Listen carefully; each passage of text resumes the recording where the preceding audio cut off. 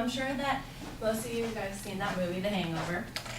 So today my topic is going to be on hangovers. And so the reason I chose this topic was because as spring break was coming, everyone was talking about their plans and how drunk they were going to get and everything. And so I thought, well, let's talk about the fun that comes after drinking. So today I want to highlight for you the symptoms of a hangover, the reasons why we get hangovers from drinking, and also the do's and don'ts of how to cure hangovers. So I'm sure that since people here that are under 21 have never had a hangover because they've never drinking, so I'm going to explain the symptoms of a hangover for you that have not experienced them.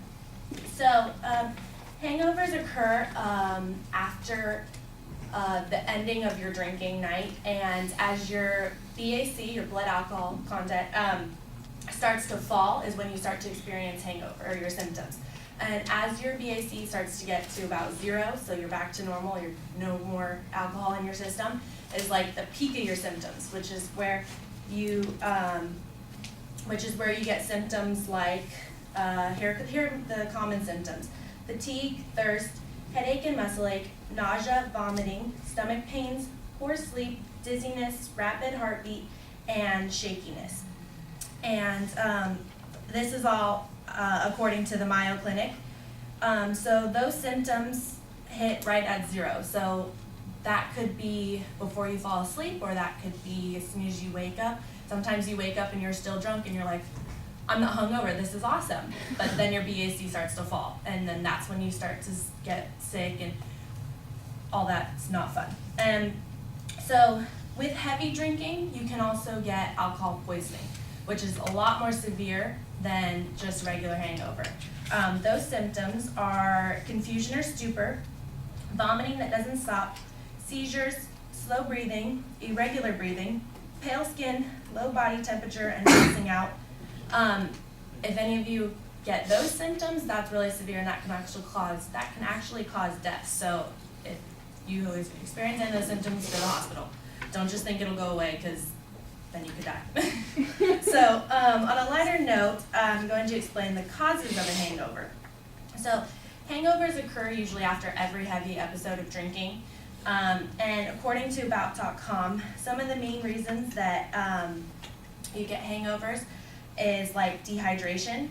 Alcohol is a diuretic, and so that causes a release of an antidiuretic hormone, which comes from the pituitary gland, and that causes the kidneys not to absorb water, and it just releases it. So if you don't have water in your system, then you're dehydrated. And that's why if you're drinking, you tend to have to go to the bathroom like every 5 minutes. You don't know why, but that just happens. And so it increases urine production, and that's why after the next day you get the symptoms of like thirst, and you get a headache and you're dizzy because you're dehydrated. Now there's stomach problems, which high alcohol content, like more than 15%, which is like vodka, and I'm sure you guys all know, causes inflammation in the stomach lining, and so that causes your stomach to become upset, and that causes nausea and vomiting, and that just occurs from drinking.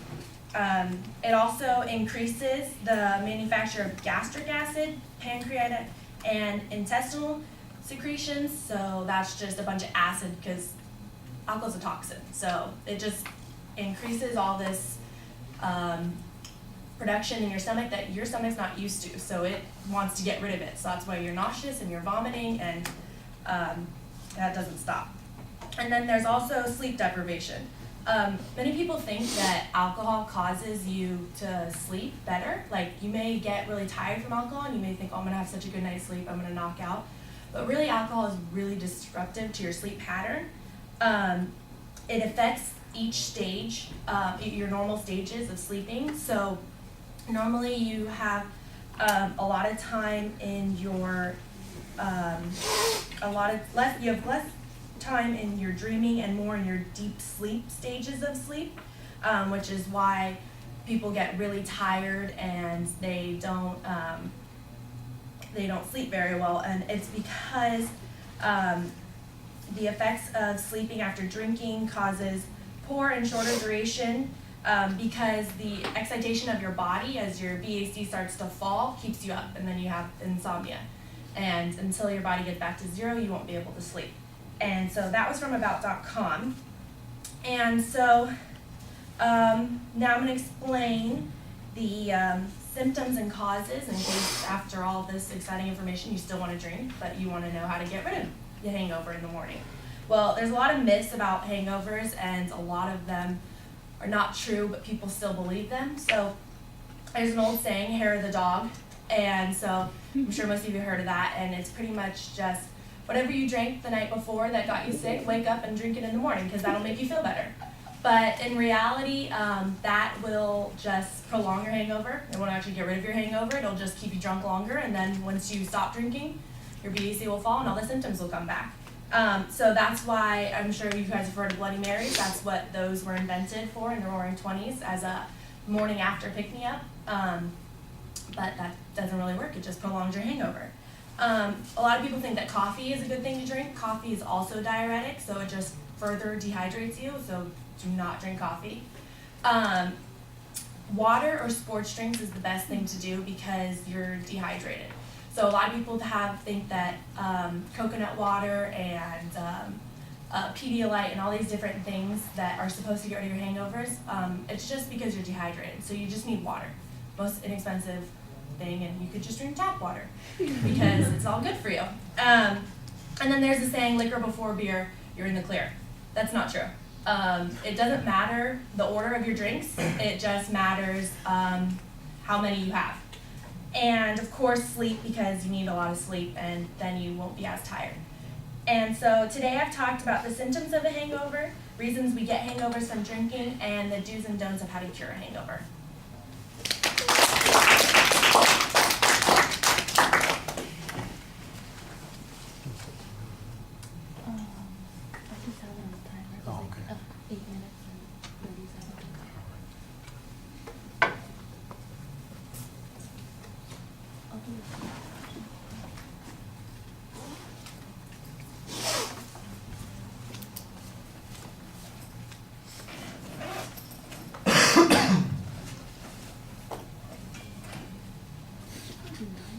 Brian, what did you think? Let's see, I liked the clip from The Hangover. Caught her attention.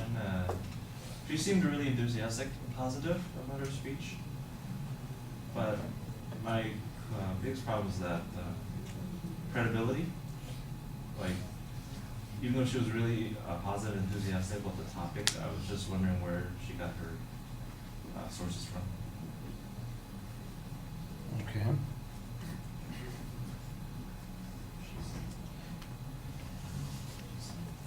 Let me start with the attention device. The clip goes on a little long, it's a little loud, and I think you could use a little bit of an introduction to the clip too. I know you're trying to use it to get our attention, but sometimes you start the clip and I wasn't even sure that you were starting the speech. I thought maybe you're just checking the volume level at that point. So you do need to have some way to indicate that things have started there. That's the only visual that you have in the presentation, and that I think is a little problematic. I think the whole explanation of the diuretic process, for instance, might have made a simple process visual that you could have used. Maybe the distinguishing the VACs at which you go from having a hangover to having alcohol poisoning. That might have been something that could have been helpful there. It did feel sometimes like we're getting lists in each of the supporting points.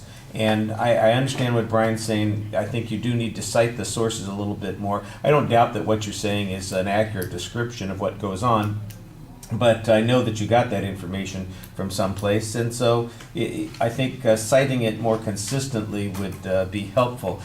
You've got some hypothetical examples that you cite in the speech. I think some actual examples or illustrations or even some expert testimony would make it a little bit more compelling. As it is, it stays at a very abstract level.